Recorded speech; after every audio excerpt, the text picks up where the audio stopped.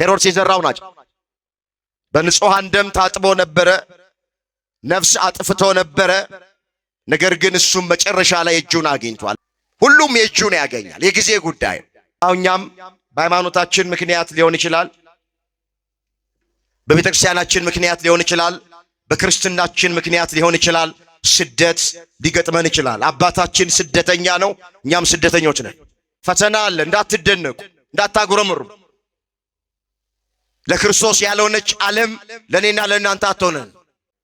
ክርስቲያን በመሆናችን ከሆነ መከራው፣ የእግዚአብሔር ልጆች በመሆናችን ከሆነ መከራው፣ በሃይማኖት ምክንያት ከሆነ መከራው፣ ኃጢአት ሳንሰራ ከሆነ መከራው ደስ ሊለን ይገባል። ልናጉረመርም አይገባም። ለድንግል ማርያም ያልሆነች ዓለም ለኔና ለእናንተ አትሆነንም። በሕይወታችን ምንም ነገር ሊገጥመን ይችላል፣ ግን ሁሉ ነገር ለጊዜው ነው። ታገሱ፣ ጽኑ፣ በሃይማኖታችሁ ጽኑ። ከቤተ ክርስቲያን አትውጡ፣ ከክርስትና ሕይወት ውስጥ አትውጡ፣ ከቅዳሴ አትለዩ፣ ከጉባኤ አትለዩ። ጥቂት ጊዜ መከራ፣ ጥቂት ጊዜ ፈተና በሕይወታችን ሊገጥመን ይችላል። ጥቂት ጊዜ ስደት ይኖራል፣ ጥቂት ጊዜ መከራ ይኖራል፣ ጥቂት ጊዜ ማጣት ይኖራል፣ ጥቂት ጊዜ ሕመም ይኖራል፣ ጥቂት ጊዜ ሐዘን ይኖራል፣ ጥቂት ጊዜ መቸገር ይኖራል። የታገሽን እንደሆነ እግዚአብሔር ታሪክ ይቀይራል፣ ነገር ይገለብጣል፣ እንባ ያብሳል፣ መከራውን ወደ ደስታ ይለውጠዋል፣ እንባችንን ያብሰዋል፣ አፋችንን በሳቅ ከንፈራችንን በእልልታ ይሞላዋል። ከኛ የሚጠበቀው መታገስ ነው። እንደተሰደድን አንቀርም፣ መከራ እንደተቀበልን አንቀርም፣ እንዳዘንን አንቀርም፣ አንገታችንን እንደደፋን አንቀርም። የታገስን እንደሆነ እግዚአብሔር ቀና ማድረግ ያውቅበታል። ወንድሞቼ በምን ምክንያት ነው መከራ እየገጠመን ያለ? እህቶቼ መከራ ወደኛ የመጣው በምን ምክንያት ነው? በሃይማኖታችን ምክንያት ይሆን? በክርስትናችን ምክንያት ይሆን? ወይስ እግዚአብሔርን አሳዝነን ነው? ውሻ ከመናከሱ በፊት ይጮሃል። እያንዳንዱ አውሬ የሰው ልጅን ከማጥቃቱ በፊት ምልክት ይሰጣል። ምንም ምልክት ሳይሰጥ የሚያጠቃ የሰው ልጅ ነው። በስመ አብ ወወልድ ወመንፈስ ቅዱስ አሐዱ አምላክ አሜን። በዚህ የቅድስና ስፍራ ላይ ቃሉን ለመስማት ከሩቅም ከቅርብም የተሰበሰባችሁ አባቶች፣ እናቶች፣ እህቶች፣ ወንድሞች፣ ሕፃናትን ጨምሮ በእግዚአብሔር ሰላምታ እንደምን አመሻችሁ። አሜን። አምላካችን እግዚአብሔር ያለፈውን ጊዜ በሰላምና በጤና አስፈጽሞን በእድሜያችን ላይ ይህችን ቀን ተጨማሪ አድርጎልን ቃሉ በሚነገርበት ስፍራ ላይ የሰበሰበን የአባቶቻችን አምላክ የእኛም አምላክ እግዚአብሔር ስለማይነገር ስጦታው ቅዱስ ጳውሎስ እንደተናገረ ክብርና ምስጋና ይግባው። የእናታችን የእመቤታችን የቅድስት ድንግል ማርያም አማላጅነት አይለየን። እግዚአብሔር አምላካችን በመካከላችን ተገኝቶ የቃሉን ደጅ ለሁላችንም ከፍቶ የሚረባንንና የሚጠቅመንን ነገር እንዲያስተምረን የእሱ ቅዱስ ፍቃዶ ይሆንልን። እንኳን አደረሳችሁ።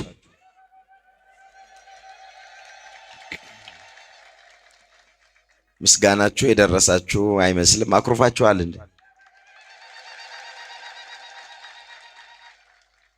እሺ፣ በደንብ ለሶስተኛ ጊዜ አመስግኑ እግዚአብሔርን። እግዚአብሔር የተመሰገነ ይሁን። እሺ፣ ባለን ቀሪ ሰዓት ከኔ ጋራ እንቆያለን። በሩቅ ይሁን በቅርብ፣ በፊት ለፊት ይሁን በስተኋላ እግዚአብሔር ከዓለም ርኩሰት ለይቶን በቅድስናው ስፍራ ላይ የሰበሰበን ሁላችን ባለንበት ስፍራ ላይ በእርጋታ ሆነን የእግዚአብሔርን ድምፅ ለመስማት ሁላችንም ራሳችንን እናዘጋጅ። መርሃ ግብር የሚመራው ተወዳጁ መምህራችን ሰሞኑን ስንማማር የነበረውን ትምህርት ርዕሶቹን ሲነግረን ነበረ በጋራ። እኔ በዚህ ሰዓት መሰጠት ከሚገባቸው ትምህርቶች መካከል አንዱን እንደ እግዚአብሔር ፍቃድ አገለግላቸዋለሁ። አሁን ያለነው እንደ ቤተ ክርስቲያናችን ስርዓት መሰረት የእመቤታችን የቅድስት ድንግል ማርያም ስደቷን የምናስብበት ጊዜ ስለሆነ ከመስከረም 26 እስከ ህዳር 6 ድረስ ዘመኑ ዘመነ ጽጌ፣ ወሩ ወርሃ ጽጌ እየተባለ ይጠራል። በዚሁ መሰረት በእመቤታችን ስደት ዙሪያ ላይ ከህይወታችን ጋር እያዛመድን እንደ እግዚአብሔር መልካም ፍቃድ ለዛሬ እግዚአብሔር ካገናኘን እንማማራለን። የአባቶቻችን አምላክ እግዚአብሔር የቃሉን ደጅ ለሁላችንም በቸርነቱ ይክፈተልን። በሚኖረን ቀሪ ሰዓት የምንማማርበት የትምህርታችን ርዕስ የሚሆነው ልጄን ከግብፅ ጠራሁት የሚል ይሆናል። ይህንን በርዕስነት ያነሳነውን ኃይለ ቃል በመጽሐፍ ቅዱሳችን ላይ ተመዝግቦ የምናገኘው በትንቢተ ሆሴዕ ምዕራፍ 11 ቁጥር 2 ላይ ነው። እስራኤል ሕፃን በነበረ ጊዜ ወደድኮት፣ ልጄንም ከግብፅ ጠራሁት ይላል። ስለ ቃሉ የቃሉ ባለቤት የሰራዊት ጌታ አምላካችን እግዚአብሔር ስሙ ለዘላለም የተመሰገነ ይሁን። እንግዲህ ይሄ ወቅት አስፈሪው ክረምት፣ ጨለማው ክረምት ያለፈበት፣ ተራሮች በአበባ የሚያጌጡበት፣ ለዓይን ማራኪ የሚሆኑበት ጊዜ ነው። ቤተክርስቲያናችን አስተምህሮቷ ወቅትን፣ ዘመንን፣ ጊዜን የዋጀ ነው። ሐዋርያው ቅዱስ ጳውሎስም በቆላስይስ ስለሚገኙት ክርስቲያኖች ዘመኑን እየዋጃችሁ በውጪ ባሉት ዘንድ በጥበብ ተመላለሱ ነው የሚለው። እዛ ቆላስይስ ምዕራፍ 4 ቁጥር 5 ላይ የተመዘገበ እግዚአብሔር ቃል። ክረምት ሲሆን ቤተክርስቲያን አስተምህሮቷ በክረምት ዙሪያ፣ አሁን ደግሞ ያለነው በአበባ ጊዜ ነው። በአበባ ወቅት ላይ ጽጌ ማለት አበባ ማለት ነው። ምንም ምስጢር የለው። በአበባ የምትመሰል እመቤታችን ናት። ልጇ ደግሞ በፍሬ ይመሰላል። ስለዚህ በዚህ 40 ቀን ከመስከረም 26 እስከ ህዳር 6 ሊቃውንቱ በተለይ ቅዳሜ ሌሊት ለእሑድ አጥቢያ አባ ጽጌ ድንግል የደረሰውን ማህለተ ጽጌውን እመቤታችንን በተለያየ ነገር እያነሳሱ በሽፋት የሚያመሰግኑበት፣ ስለ እመቤታችንና ስለ ጌታችን ስደት በቤተ ክርስቲያናችን ሚነገርበት ሚታሰብበት ሰሞን ላይ ነው ያለ። በዚሁ መሰረት ልጄን ከግብፅ ጠራሁት በሚል ርዕስ መነሻነት አጭር ትምህርት እንማራል። ትንሽ ከመሸ ስለጀመርን ብዙ አናቆያችሁም፣ እንዳትጨነቁ። እስኪ አንድ ጊዜ በርዕስነት ያነሳነውን ኃይለ ቃል በአንደበት ብቻ ሳይሆን ከማስተዋል ጭምር ሆነን ሁላችን ለመናገር ራሳችንን እናዘጋጅ። ልጄን በሉ እስኪ። ብዙ ናችሁ፣ ግን ድምፃችሁ እጅግ አነስተኛ ነው። የእግዚአብሔርን ቃል የሚናገር አንደበት ይባረካል። ለመባረክ ስትሉ ከኔ ቀጥላችሁ ቃሉን ተናገሩት። ልጄን ከግብፅ ጠራሁት። ምን አልኩት? ከየት? እግዚአብሔር በዚህ ርዕስ ሁላችንን እንዲያስተምረን የእሱ ቅዱስ ፍቃዶ ይሁንልን። በዚህ ርዕስ ውስጥ 3 ነገሮችን በዋናነት እየፈጠንኩኝ አያል። በመጀመሪያ ጌታችን መድኃኒታችን ኢየሱስ ክርስቶስ ከእናቱ ጋር እንዴት ነው የተሰደደው? እሱን አስቀድመን እናየዋል። በሁለተኛ ደረጃ ለምንድን ነው የተሰደዱት? ይሄን እንመለከተዋል። ሶስተኛና የመጨረሻ ከዚህ ከዘመነ ጽጌው ከጌታችንና ከመቤታችን ስደት የምንማረው ነገር ምን እንደሆነ ተመልክተን ለዛሬ ትምህርታችንን እንቋጨዋል። እንግዲህ እንዴት ተሰደደ ስንል በንጉሡ በሄሮድስ ምክንያት ነው ጌታችን ወደ ግብፅ የተሰደደው። ይሄ ታሪክ በማቴዎስ ወንጌል በምዕራፍ 2 ቁጥር 1 ጀምሮ ተመዝግቧል። እንዲህ ነው ብሎ የሚለው፣ ኢየሱስም በይሁዳ ቤተልሔም በንጉሡ በሄሮድስ ዘመን በተወለደ ጊዜ እነሆ ሰብአ ሰገል የጥበብ ሰዎች የተወለደው የአይሁድ ንጉሥ ወዴት ነው? ኮከብን በምስራቅ አይተን ልንሰግድለት መጥተናል እያሉ ከምስራቅ ወደ ኢየሩሳሌም መጡ። ንጉሡ ሄሮድስም ሰምቶ ደነገጠ፣ ኢየሩሳሌምም ሁሉ ከእርሱ ጋር። የካህናት አለቆች የሕዝቡንም ጻፎች ሁሉ ሰብስቦ ክርስቶስ ወዴት እንደሚወለድ ጠየቃቸው። እነሱም በይሁዳ ቤተልሔም ነው የሚወለደው አሉት ይላል። እንግዲህ እነዚህ ሰብአ ሰገል የጥበብ ሰዎች ከሩቅ ምስራቅ ከፋርስ ከባቢሎን ወርቅ፣ ዕጣን፣ ከርቤ ይዘው ወደ ኢየሩሳሌም መጡ። ትንቢት የተነገረላቸው ናቸው። ሱባኤ የተቆጠረላቸው ናቸው። ኢየሩሳሌም ከተማ እንደገቡ የጠየቁት ጥያቄ የተወለደው የአይሁድ ንጉሥ ወዴት ነው ብለው ጠየቁ። ኮከብ በምስራቅ በኩል አይተን ልንሰግድለት መጥተናል። ንጉሡ ሄሮድስ ይሄን ሲሰማ ደነገጠ ነው የሚለው መጽሐፉ። ምን ያስደነግጠዋል ያሉ እንደሆነ ንጉሥ ከተወለደማ ንጉሥን ሳይገድል አይነግስም።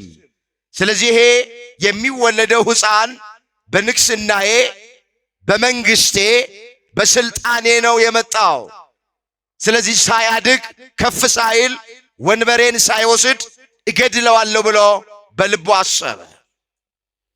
ለሰብአ ሰገልም እንደዚህ አላቸው፣ ይሄ የምትሉትን ሕፃን ካገኛችሁት በኋላ እኔም ሄጄ እንድሰግድለት በእኔ ቤተ መንግሥት በኩል ኑና ንገሩኝ፣ እኔ ሄጄ እሰግድለታለሁ አለ።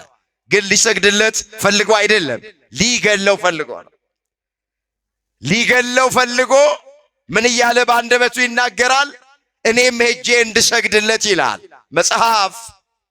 ክፋት በልቡ ሳለ ፍቅር የሚናገር አንደበት በብር ዝገት እንደተለበጠ የሸክላ ዕቃ ነው ይላል ምሳሌ 26 ቁጥር 23 ላይ የተመዘገበ ቃል።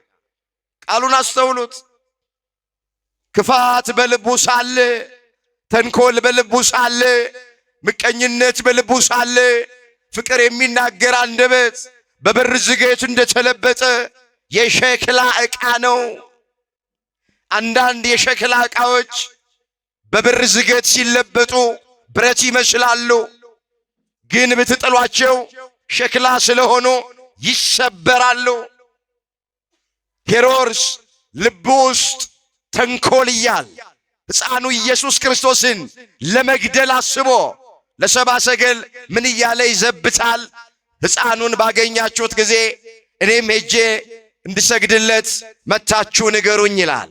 እንደዚህ አይነት የማስመሰልን ክርስትና እግዚአብሔር ከሁላችን ያርቅ። አሜን በሉ። ታውቃላችሁ፣ እንስሳት ማይችሉትን የሰው ልጆች ይችላሉ። እንስሳት ማስመሰል አይችሉም። ነብር የሰው ልጅ ከመዋጡ በፊት አባቶቻችን እንደሚነግሩን ሰውነቱ ይነፋፋል፣ ምልክት እየሰጠ ነው። ውሻ ከመናከሱ በፊት ይጮሃል።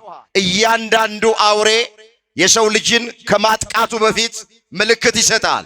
ምንም ምልክት ሳይሰጥ የሚያጠቃ የሰው ልጅ ነው። ስንቱን እየሳቅ ነው ወገኖቼ ወደ ወይኔ ያሳልፈን ሰጠን። ስንቱን እያቆላመጠን እየጠራ ነው የልባችን አደረሰን። ሰው እኮ መቶ ችግሩን ሲነግረን ተራብኩኝ፣ ተጠማሁ፣ ታረስኩኝ፣ ተቸገርኩኝ ሲለን እኔ ልቸገርልህ፣ እኔ ልራብልህ፣ እኔ ልጠማልህ እንለዋለን። በፊት ለፊት ዞር ብለን እሰይ አንጀቴ ቅቤ ጠጣ ብለው የሚሉ ሰዎች እኮ አሉ። እንደ አፈር ልብላልሽ እያሉ እኮ አፈር ድሜም ያበሉ አሉ እኮ እናንተ።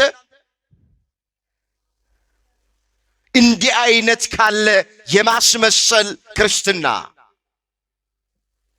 መድኃኔ ዓለም ሁላችንንም ይጠብቀን።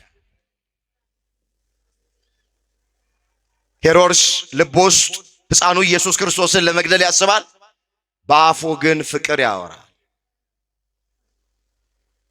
በአፉ ግን ያቆላምጣል እንድሰግድለት።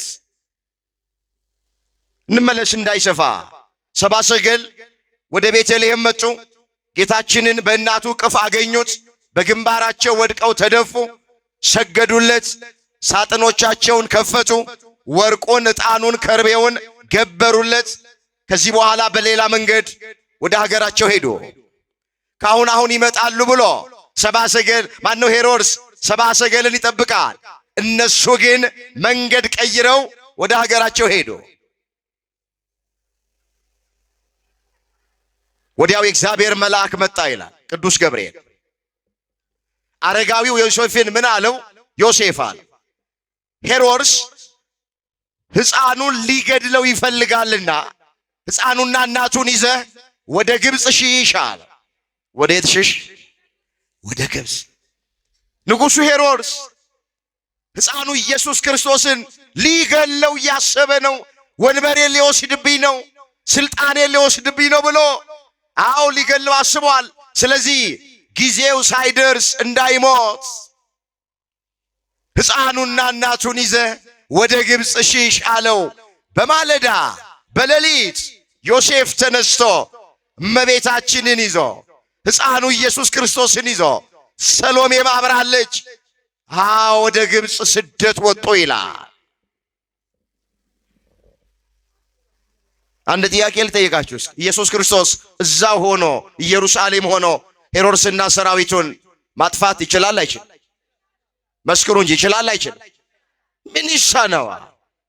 እሱ የነገሥታት ንጉሥ ነው፣ የአማልክት አምላክ ነው፣ የጌቶች ጌታ ነው፣ የኃያላን ኃያል ነው፣ ባለሙሉ ስልጣን ነው። ሚሳነው ነገር የለም። ግን ተሰደደ፣ ከሄሮድስ ፊት ሸሸ።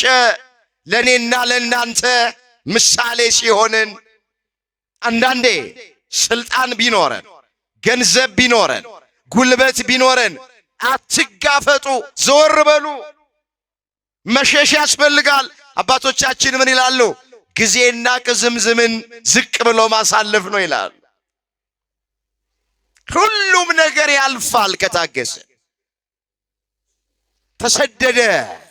ሄሮድስ ሰብአ ሰገል እንደተሳለቁበት አወቀና ሕፃኑ ኢየሱስ ክርስቶስን አገኛለሁ ብሎ በቤተልሔም አውራጃ ያሉትን ሕፃናት ለማስፈጀት ሴራ አሴረ። እንዲህ አለ፣ ልጅ ያላችሁ ልጃችሁን ይዛችሁ ነው። ለእናንተ ብርና ወርቅ እሰጣለሁ፣ ልጆቻችሁን በወተት በፍትፍት አሳድግላችኋለሁ ብሎ አዋጅ አሳወጀ ይላል። ልጅ ያላት የቤተልሔም እናት ልጇን ይዛ ወደ ሄሮድስ ቤተ መንግሥት መጣች። በልጄ ምክንያት ያልፍልኛል ብላ። ልጅ የሌላት ከጎረቤት ልጅ እየተዋሰች ወደ ቤተ መንግሥት መጡ። የሄሮድስ ወታደሮች ሕፃናቱን ከእናታቸው ጀርባ ላይ ነጥቀው እየወሰዱ አንገታቸውን እየጠመዘዙ ገደሏቸው ይላል መጽሐፍ። ቁጥራቸው 144,000 ነበረ ይላል። ንጉሡ ሄሮድስ ስለ ስልጣኑ ሲል 144,000 ሕፃናትን አስፈጀ፣ ደማቸውን አፈሰሰ፣ ነፍሳቸውን አጠፋ። ይህንን ቅዱስ ዮሐንስ በራእዩ እንዲህ ብሎ ጽፎልናል። አነበዋለሁ። ራእየ ዮሐንስ ምዕራፍ 14 ቁጥር 1 ላይ ሄሮድስ በቤተልሔም ስላስፈጃቸው 144,000 ሕፃናት ቅዱስ ዮሐንስ ወልደ ነጎድጓድ እንዲህ አድርጎ ጽፎታል። አየሁ ብሎ ይጀምራል። እነሆ በጉ በጽዮን ተራራ ቆሞ ነበረ። በግ የሚለው የዓለምን ኃጢአት የሚያስወግድ የእግዚአብሔር በግ ተብሎ የተጠራው የድንግል ማርያም ልጅ መድኃኔ ዓለም ኢየሱስ ክርስቶስን በጉ በጽዮን ተራራ ቆሞ ነበረ። ኢየሱስ ክርስቶስን መጻሕፍት አንዳንድ ስፍራ ላይ በግ እያሉ ይጠሩታል። ለምን በግ ተባለ? በግ የዋህ እንደሆነ ኢየሱስ ክርስቶስም የዋህ ነው። እኔ የዋህ በልቤም ትሑት ነኝ ይላል ማቴዎስ 11 ቁጥር 29 ላይ። ስለ የዋህነቱ በግ ይለዋል ክርስቶስን። አንድም በግ ቀንድ ያለው የፋሲካ በግ፣ የዘመን መለወጫ በግ ልታርዱት እየጎተታችሁ ስትወስዱት በግ ቀንድ ያለው በቀንዱ አይዋጋም፣ ዝም ብሎ ሄዶ ይታረዳል። ኢየሱስ ክርስቶስ ቀንድ የተባለ ስልጣን እያል መስቀል አሸክመው ሊጦስጥራ ከሚባለው ስፍራ እስከ ተሰቀለበት እስከ ቀራንዮ እየጎተቱ ሲወስዱት ኃይል እያለው ስልጣን እያለው ዝም ብሎ ሄዶ ተሰቀለላቸው። ስለዚህ በግ ይለዋል። አንድም በግ ለመስዋዕትነት እንደሚቀርብ ኢየሱስ ክርስቶስ ለዓለም በሙሉ መስዋዕት ሆኖ ስለቀረበ በግ እያለ ይጠራዋል። ለዚህ ነው መጥምቀ መለኮት ቅዱስ ዮሐንስ ኢየሱስ ክርስቶስን ሲያስተዋውቀው ለአይሁድ ምን አለ?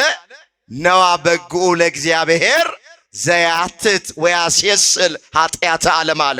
እነሆ የዓለምን ኃጢአት የሚያስወግድ የእግዚአብሔር በግ አለው። የዮሐንስ ወንጌል ምዕራፍ 1 ቁጥር 29 ላይ የተመዘገበ እግዚአብሔር ቃል። እስኪ ቃሉን ከኔ ቀጥላችሁ ተናገሩ። የዓለምን ኃጢአት በሉ እስኪ የሚያስወግድ የእግዚአብሔር በግ። የማ በግ? በግ የተባለው ስለ እነዚህ ነገሮች ነው። ባጭ በጉ በጽዮን ተራራ ቆሞ ነበር። ተመለሱ እዛው ራዕየ ዮሐንስ ምዕራፍ 14 ቁጥር 1 ላይ ነው። በጉ በጽዮን ተራራ ላይ ቆሞ ነበር። ከእርሱም ጋር ስሙና የአባቱ ስም በግንባራቸው የተጻፈላቸው 144,000 ነበሩ።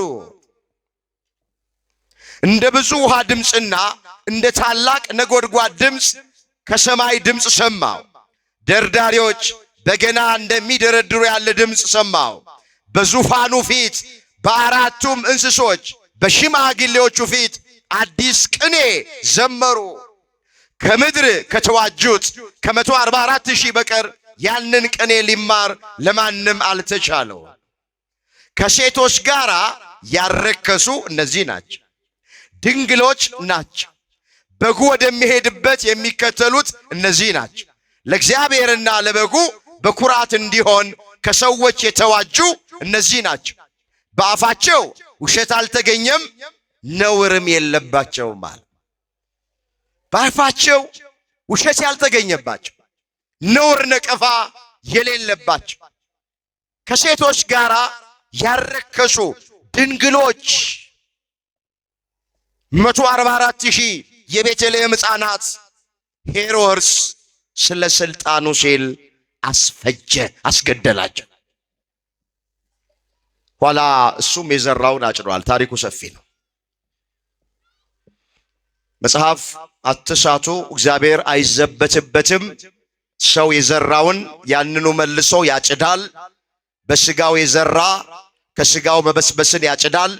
በመንፈስ የዘራ ከመንፈስ የዘላለም ሕይወትን ያጭዳል ተብሎ ተጽፏል። እዛ ገላትያ ምዕራፍ 6 ቁጥር 7 ላይ የተመዘገበ ቃል።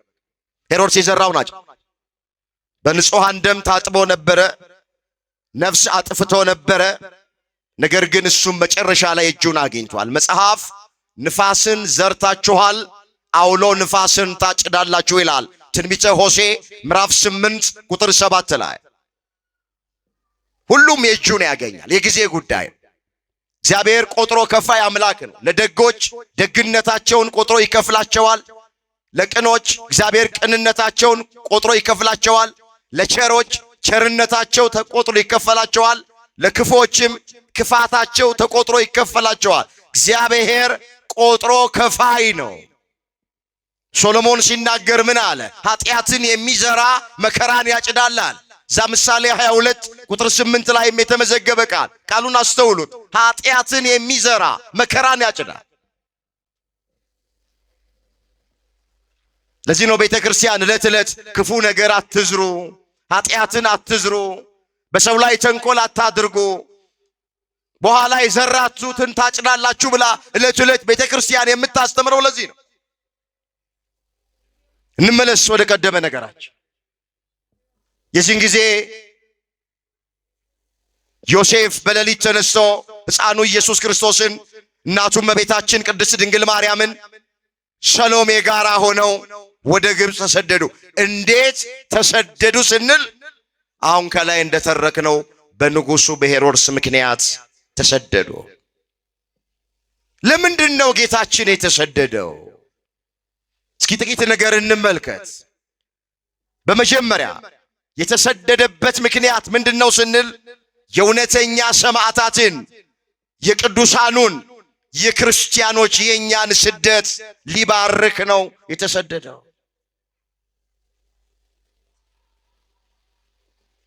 ተሰዶ ስደት እንዳለብን ምሳሌ አርያ ሆነ። ከኔ ተማሩ ሊልን በዚህ በማቴዎስ ወንጌል ምዕራፍ 11 ቁጥር 29 ላይ የተመዘገበ ቃል ከእኔ ተማሩ ነው የሚለው። እስኪ ከእኔ በሉ፣ ተማሩ። ምን በሉ? የሁላችሁ ከኃጢአት በስተቀረ ማድረግ የሚገባንን ነገር ሁሉ አድርጎ ያስተማረን ጌታችን ኢየሱስ ክርስቶስ ጹሙ ቢለን 40 ሌሊት ከቆመ ሳይንቀሳቀስ ከዘረጋ ሳያጥፍ ያለምንም እህል ውሃ ጾሞ ጹሙ አለን። ጸልዩ አለን። ይቅርታ አድርጉ ቢለን ይቅርታ አድርጎ ነው። ጎኑን በጦር የወጉትን፣ እጆቹን በሚስማር የቸነከሩትን፣ የሸዋ አክሊል የደፉበትን፣ ስጋው አልቆ አጥንቱ ነጭ በረዶ መስሎ እስኪታይ 6666 ጊዜ በጅራፍ የገረፉትን አባት ሆይ ሚያደርጉትን አያውቁምና ይቅር በላቸው ብሎ ይቅርታ ማድረግን አስተማረን።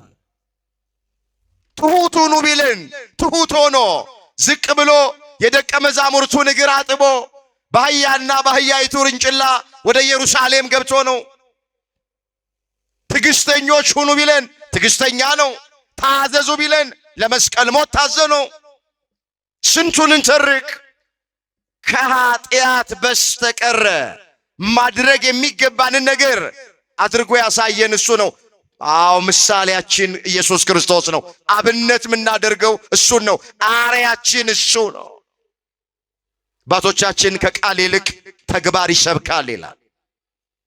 በቃሉ ብቻ አይደለም ዝም ብሎ ይቅርታ አድርጎ የፍቅር ሰዎች ሁኑ፣ ጾሙ፣ ጸልዩ፣ ትዕግስተኛ ሁኑ፣ ትሑት ሁኑ ያለን በቃል ብቻ አይደለም። ከቃል ይልቅ ተግባር ይሰብካል። በተግባር ይቅርታ አድርጎ እየሞተ ችንካሩ ከእጁ ላይ ሳይነቀል ደሙ እየፈሰሰ ወገኖቼ በሞትና በሕይወት መካከል ሆኖ አባት ሆይ የሚያደርጉትን አያውቁምና ይቅር በላቸው አለ። በተግባር ነው ያስተማረ።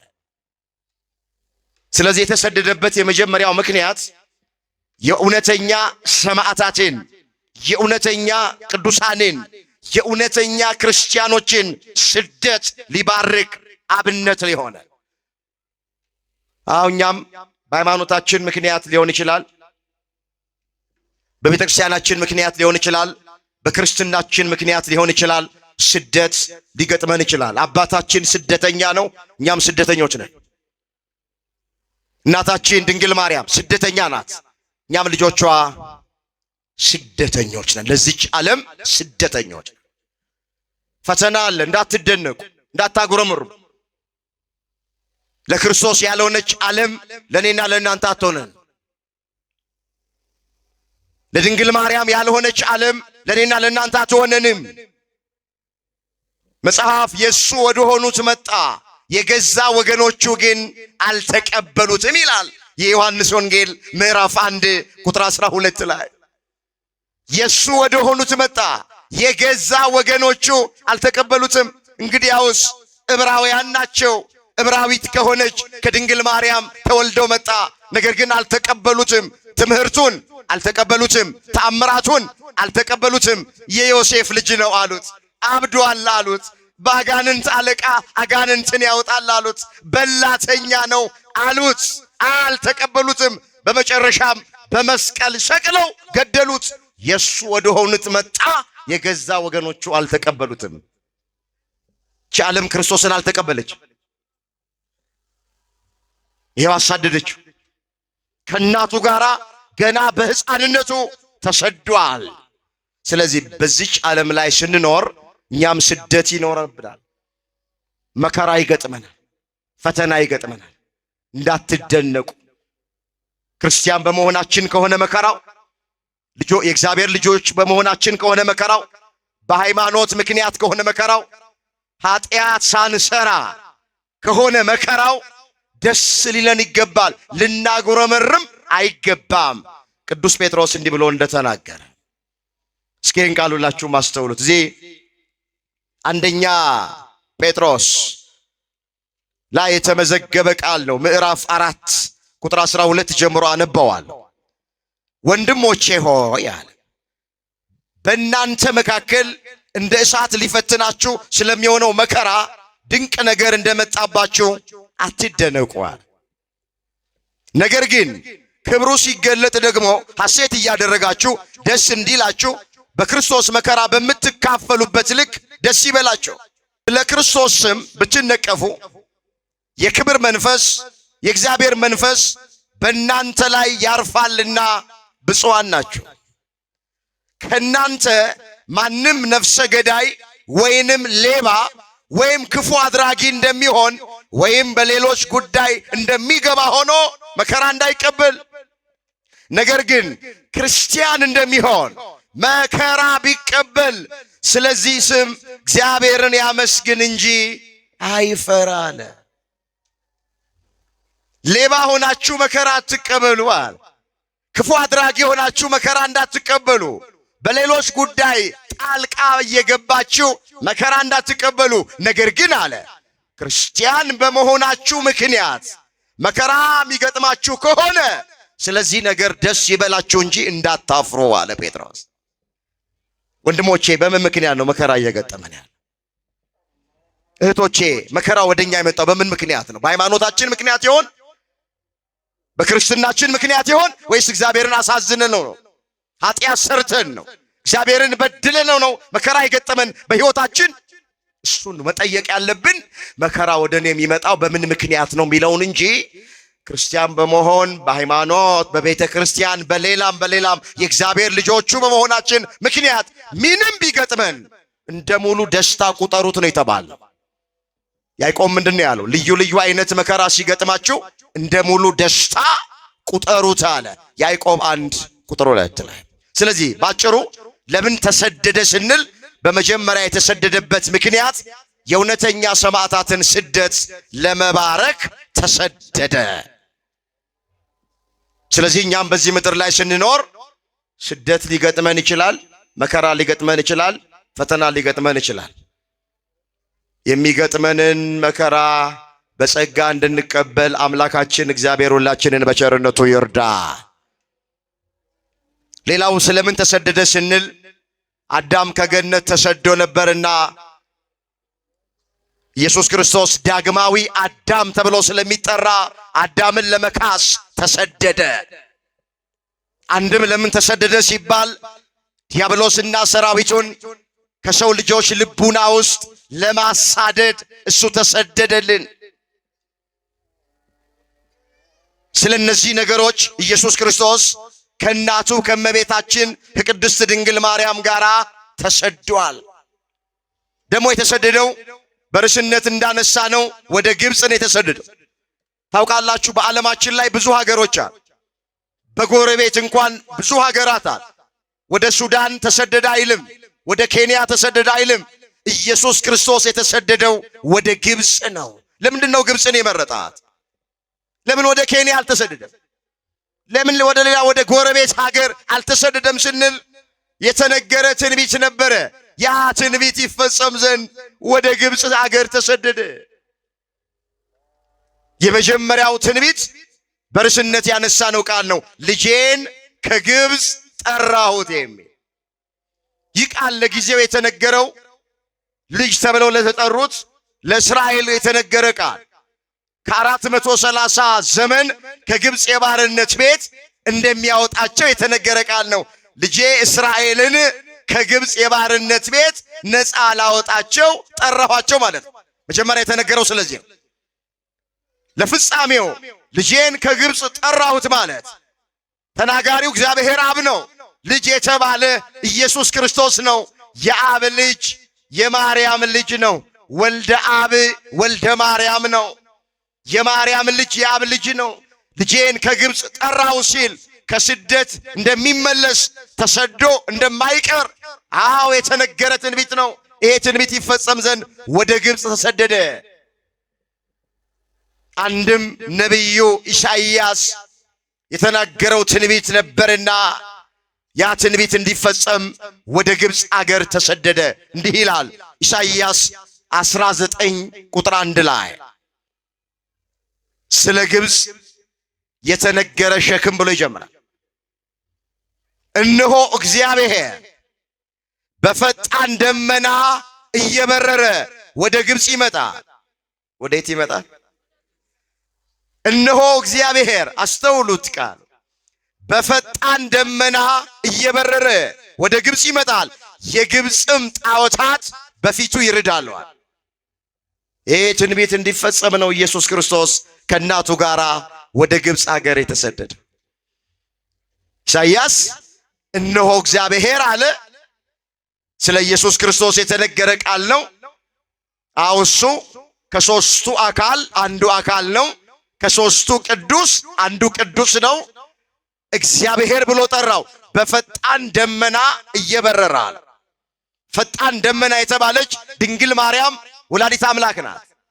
ሊቃውንቱ እመቤታችንን ደመና ኢሳይያስ ይሏታል። የኢሳይያስ ደመና ይሏታል። እነሆ እግዚአብሔር በፈጣን ደመና እየበረረ ወደ ግብፅ ይመጣል። እሷ ደመና ናት። ልጇ ደግሞ የሕይወት ዝናብ ነው። እመቤታችን በደመና ትመሰላለች። ደመና ዝናብ እንደሚሰጥ ድንግል ማርያም ወላዲት አምላክ ዝናብ የተባለ በዝናብ የተመሰለ ኢየሱስ ክርስቶስን ወልዳ ሰጥታለች፣ አስገኝታለች። ስለዚህ ደመና ትባላለች። እነሆ እግዚአብሔር ኢየሱስ ክርስቶስ በደመና በፈጣን ደመና ተጭኖ በድንግል ማርያም ጀርባ ሆኖ ወደ ግብፅ ይመጣል፣ የግብፅም ጣዖታት በፊቱ ይርዳሉ አለ። ስለዚህ ወደ ግብፅ የተሰደደበት ምክንያት ትንቢቱ እንዲፈጸም ነው። አንድም በግብፅ አገር አምልኮተ ጣዖት ጸንቶ ነበርና አምልኮተ ጣዖትን ለማጥፋት ወደ ግብፅ ተሰደደ። ኢየሱስ ክርስቶስ ግብፅ ተሰዶ በግብፅ ይመለኩ የነበሩትን በበሬ ምሳሌ፣ በላም አምሳል፣ በተለያዩ እንስሳቶች አምሳል ተሰርቶ ይመለኩ የነበሩትን ጣዖታቶች በሙሉ አጠፋቸው ይላል። አሁንም አምላካችን እግዚአብሔር ከምድራችን ላይ ጣዖታትን ያጥፋልን። ስለዚህ ወደ ግብፅ የተሰደደበትን ምክንያት አሁን ከላይ እንደተረክነው ነው። ስለዚህ ይሄ ያለንበት ዘመን ዘመነ ጽጌ ወረሃ ጽጌ እየተባለ ይጠራል። በተለይ በቤተ ክርስቲያናችን ቅዳሜ ሌሊት ከዋዜማ ጀምሮ ስለ እመቤታችን ስደት የሚያነሳ ማህሌት አባ ጽጌ ድንግል የደረሰው በልዩ ሁኔታ ሊቃውንቱ ደስ እያላቸው በናፍቆት የሚጠብቁት አንዳንድ ምእመናንም ከሊቃውንቱ ጋር አብረው ቤተ ክርስቲያን መጥተው የሚያድሩበት ልዩ የበረከት ጊዜ ነው። ምትችሉ እየመጣችሁ እዚህ ደሩ። እኔ ከምነግራችሁ በላይ ማህሌቱን ከአባቶች ጋር ስትቆሙ ብዙ በረከት ማግኘት ትችላላችሁ። ብዙ ነገር አይኖቻችሁ ያያሉ፣ ብዙ ነገር ጆሮቻችሁ መስማት ይችላል። ስለዚህ በጣም ልዩ የተለየ ጊዜ ነው፣ የበረከት ጊዜ ነው። ብዙዎቻችን በናፍቆት የምንጠብቀው ጊዜ ነው። እመቤታችን ቅድስት ድንግል ማርያም የስደቷን በረከት ለሁላችንም ታድለን። ጥቂት ነገር ተመልክቼ ትምህርቴን ጨርሳል። ጌታችን ከእናቱ ጋር እንደተሰደደ አልቀረም። ተሰደደ ብላ ብቻ ቤተ ክርስቲያን ዝም አትል። ስለ ስደቱ ስትናገር ከ3 ዓመት ከ6 ወር በኋላ ከስደትም እንደተመለሰ ቤተ ክርስቲያን ታስተምራለች። ያ መልአክ ለአረጋዊው ለዮሴፍ ተገልጦ ንጉሡ ሄሮድስ የሕፃኑን ነፍስ ይፈልጋልና ሕፃኑና እናቱን ይዘ ወደ ግብፅ ሽሽ ያለው መልአክ ሄሮድስ በሞተ ጊዜ ወደ ዮሴፍ ዳግም መጥቶ የሕፃኑን ነፍስ የሚፈልገው ንጉሡ ሄሮድስ ሞቷልና ሕፃኑና እናቱን ይዘ ወደ ኢየሩሳሌም ተመለስ ብሎታል። ኢየሱስ ክርስቶስ ከእናቱ ጋር እንደተሰደደ አልቀረም። ከስደት ተመልሰዋል። ስለዚህ ምንድነው የምንማረው? እኛ ከዚህ በሕይወታችን ምንም ነገር ሊገጥመን ይችላል፣ ግን ሁሉ ነገር ለጊዜው ነው። ታገሱ፣ ጽኑ፣ በሃይማኖታችሁ ጽኑ። ከቤተ ክርስቲያን አትውጡ፣ ከክርስትና ሕይወት ውስጥ አትውጡ፣ ከቅዳሴ አትለዩ፣ ከጉባኤ አትለዩ። ጥቂት ጊዜ መከራ፣ ጥቂት ጊዜ ፈተና በሕይወታችን ሊገጥመን ይችላል፣ ግን ከታገስን ሁሉም ያልፋል። ማን ያሳልፈዋል? አቤት እግዚአብሔር። እንዲህ ተብሎ ተጽፏል። የማቴዎስ ወንጌል ምዕራፍ 2 ቁጥር 19 ላይ ሄሮድስም ከሞተ በኋላ ሄሮድስ ምን ካለ በኋላ ኢየሱስ ክርስቶስን እገድላለሁ እያለ ይዝት ይፎክር የነበረ 144,000 ሕፃናትን ያስገደለ አረመኔ ጨካኝ ንጉሥ ሄሮድስ በሞተ ጊዜ እነሆ የጌታ መልአክ በግብፅ ለዮሴፍ በሕልም ታይቶት የሕፃኑን ነፍስ የፈለጉት ሞተዋልና ተነስ፣ ሕፃኑና እናቱን ይዘ ወደ ኢየሩሳሌም አገር ተመለስ አሉት። መሰደድ እንዳለ ከስደት መመለስም አለ። እግዚአብሔር ልጆች ዳዊት ምን ብሎ ነው የዘመረው? ቁጣው ለጥቂት ጊዜ ነው፣ ሞገሱ ግን ለሕይወት ዘመን። ማታ ለቅሶ አዎ ይመጣል፣ ጠዋት ግን ደስታ ይሆናል አለ የዳዊት መዝሙር 29 ቁጥር 5 ላይ የተመዘገበ ቃል። እስኪ ቃሉን ከኔ ቀጥላችሁ ተናገሩ። ቁጣው በሉ እስኪ ለጥቂት ጊዜ ነው፣ ሞገሱ ግን ለሕይወት ዘመን። ማታ ለቅሶ ይመጣል፣ ጠዋት ግን ደስታ ይሆናል። ምን ይሆናል? ተሰደደ ኢየሱስ ክርስቶስ። ወገኖቼ ገዳዩ ሞቶ ይገደላል የተባለው ሕፃን ሕያው ሆኖ ከስደት ተመለሰ። ክብር ምስጋና ለአምላካችን ለእግዚአብሔር ይሆን። ገዳዩ ሞቶ ወገኖች፣ ሄሮድስ ሞቶ ሊገደል ወጥመድ የተጠመደለት ሕፃን እሱ ግን ሕያው ሆኖ ሳይሞት በእልልታ በምስጋና በይባቤ እንደገና ወደ ኢየሩሳሌም ከስደት የኛ ጌታ ተመለሰ። በእኔና በእናንተ ሕይወት ውስጥም እንደዚሁ ነው። ጥቂት ጊዜ ስደት ይኖራል፣ ጥቂት ጊዜ መከራ ይኖራል፣ ጥቂት ጊዜ ማጣት ይኖራል፣ ጥቂት ጊዜ ሕመም ይኖራል፣ ጥቂት ጊዜ ሐዘን ይኖራል፣ ጥቂት ጊዜ መቸገር ይኖራል።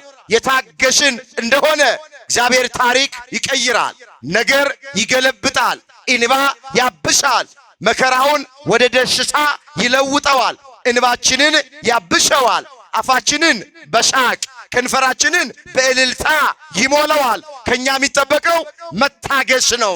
እንደተሰደድን አንቀርም፣ መከራ እንደተቀበልን አንቀርም፣ እንዳዘንን አንቀርም፣ አንገታችንን እንደደፋን አንቀርም። የታገስን እንደሆነ እግዚአብሔር ቀና ማድረግ ያውቅበታል። ይችላል አይችልም? ንገሩኝ። ይችላል አይችልም? ይችላል። ተሰደደ ብለን ዝም አንልም። ኢየሱስ ክርስቶስ ከ3 ዓመት ከ6 ወር ቆይታ በኋላ ከስደቱ ተመልሷል። አሳዳጁ ሞቶ ተሳዳጁ ሕያው ሆኖ ተመልሷል። ስለዚህ በዚህ ወቅት በዚህ ሰሞን ላይ ነው ያለ ነው። አንድ ነገር ተናግሬ ትምህርት ልጠቅልል። ይሄ አንዳንዶቻችን ጽጌ ጾም ብለን እየጠራን ምን ጾም ሰዎች አለ። ከአባቶች መካከል ከእናቶች መካከል ሊሆን ይችላል። የፈቃድ ጾም ነው። ቤተክርስቲያን በቀኖና ካስቀመጠቻቸው ከሰባቱ የአዋጅ አጽዋማት መካከል ውጪ ነው። ስለዚህ የእመቤታችንን ስደት አስቦ የጌታን ስደት አስቦ በረከት አገኛለሁ ብሎ የሚጾም ሰው ካለ የተፈቀደ ነው። ይጠቀማል እንጂ አይጎዳም። በረከት ያገኝበታል። ምንም ጥርጥር የለውም። ብዙ ወጣቶች አሉ። ከአባቶች መካከል ይጾማል፣ ከእናቶች መካከል ይጾማል። ጥሩ ነው። ግን ይኸውላችሁ እግረ መንገዳችንን አደራ የምንላችሁ እንዳትኮነኑ። ይህንን የጽጌ ጾም የምንጾም ካለን ጾሙን መመጻደቂያ እንዳናደርግ፣ ማይጾሙትን ስናይ እንዳንፈርድባቸው። ከአባቶች መካከል ሊሆን ይችላል፣ ከካህናት መካከል ሊሆን ይችላል፣ ከመቅደሱ አገልጋዮች መካከል ሊሆን ይችላል፣ ከመምህራን መካከል ከዘማሪያን መካከል ሊሆን ይችላል፣ ወይም በጣም መንፈሳዊ ብላችሁ የምታከብሩ ሰው ሊሆን ይችላል። በዚህ ወራት ውስጥ በወራ ጽጌ ውስጥ አንድ ሰው ሲበላ ብታዩት ልክ ጾም ሽሮ እንደበላ አድርጋችሁ እንዳትፈርዱ፣ እንዳትኮነኑ ነው የምንላችሁ። እንደውም ይውላችሁ ይህንን ጾም የሚጾም ሰው ካለ አባቶቻችን እንደሚናገሩት በስውር ይጹም ነው የሚሉት። መጾሙ እንኳን መታወቅ የለበት። ለምን? መጽሐፍ የፍቃድ ጾምን ስንጾም እንደ አይነቱን ጾም ስንጾም ተሰውረን ተደብቀን ተሸሽገን እኛና እግዚአብሔር ብቻ ምናቀው ከሆነ ዋጋ እናገኝበታል። ግን ለታይታ ከሆነ ለመመጻደቅ ከሆነ ግን ወገኖቼ ከጥቅሙ ይልቅ ጉዳቱ ነው ያወሰ። ስለዚህ በማንም ሰው ላይ በዚህ በዘመነ ጽጌ ውስጥ ሲበሉ ብታዩአቸው በማንም ሰው ላይ እንዳትፈርዱ፣ ጣታችሁንም እንዳትቀሱ። ቅድም እንደተናገርን የፈቃድ ጾም ነው። ቤተክርስቲያናችን ውስጥ 7 የአዋጅ አጽዋማት አሉ። ከዛ ውጪ ደግሞ እንደ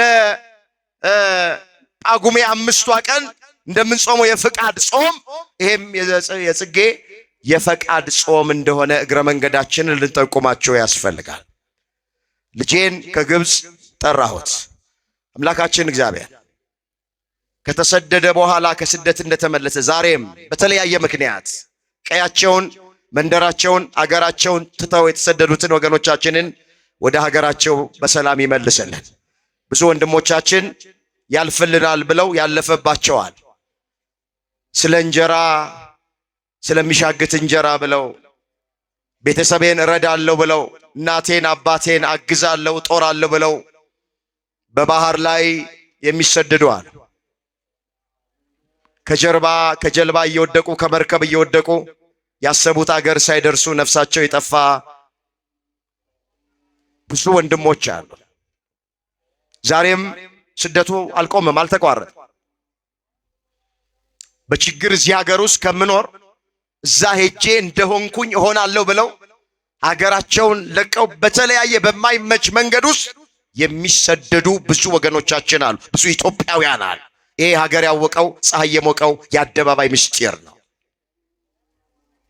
እግዚአብሔር ሀገራችንን ሰላም አድርጎ የእርስ በርስ ፍቅርም ሰጥቶን በሀገራችን ላይ ሰርተን እንድንለወጥ ለስጋችን ማደሪያ የሚያስፈልገንን ነገር ያው አምላካችን እግዚአብሔር እንዲሰጠን የሱ ቅዱስ ፈቃዱ የሆነልን። እኛም ደግሞ አይ እኔ እንኳን ስደት አይመለከተኝም እዚህ ነው ያለሁት የምንል ሰዎች ከብዙ ነገር የተሰደድን ሰዎች አለን። ከስጋው ደግሞ የተሰደድን ሰዎች አለን። ከንስሐ የተሰደድን ሰዎች አለን። ከመንፈሳዊ ነገር የተሰደድን ሰዎች አለን። ከፍቅር ተሰደን በጥላቻ የምንኖር ሰዎች አለን። ከይቅርታ ተሰደን በቂም በቀል የምንኖር ሰዎች አለን። ከትህትና ተሰደን በትዕቢት የምንኖር ሰዎች አለን። ብዙዎቻችን ስደተኞች ነን። መቼ ነው ወደ ንስሐው የምንቀርበው? እስከ መቼ ተሰደን? ከንስሐ እስከ መቼ ተሰደን? መቼ ነው ወደ ቅዱስ ሥጋ ወደ ክቡር ደሙ የምንቀርበው? እስከ መቼ ድረስ ከቅዱስ ሥጋው ከክቡር ደሙ ተሰደን? ቤተ ክርስቲያን ያላስተማረችበት ጊዜ የለም። አባቶቻችን ያላስተማሩት ጊዜ የለም። መምህራን ያልተናገሩበት ጊዜ የለም። አሁንም እንደተሰደድንን ጉባኤ የሚካፈል ሰው ችግር የለም። ቅዳሴ የሚያስቀድስ ሰው ችግር የለም። ወደ ምስጢራቱ ግን እየቀረብን አይደለም። በእድሜ የገፋነውም አባቶችም እናቶችም እንሆን ምክንያት እየሰጠን ያለ ነው። ግን የዚህ ጉባኤ ዓላማ ወንጌልን በተግባር ነው አይደለም? በተግባር ማለት ወደ ንስሐ መቅረብ ነው። ወደ ቅዱስ ሥጋ ወደ ክቡር ደሙ መቅረብ ነው። እስከ መቼ ተሰደን? አምላካችን እግዚአብሔር ወደ ቅዱስ ሥጋው ወደ ክቡር ደሙ እንድንቀርብ ሁላችንን በቸርነቱ ይርዳን። ያስተማረን የመከረን የገሰጸን የአባቶቻችን አምላክ እግዚአብሔር ስሙ የተመሰገነ ይሁን።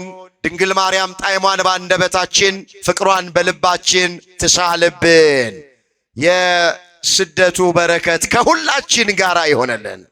ጉባኤያችንን በሰላም እንዳስጀመረ በሰላም እንዲያስፈጽመን የእሱ ቅዱስ ፈቃዱ ይሆነልን።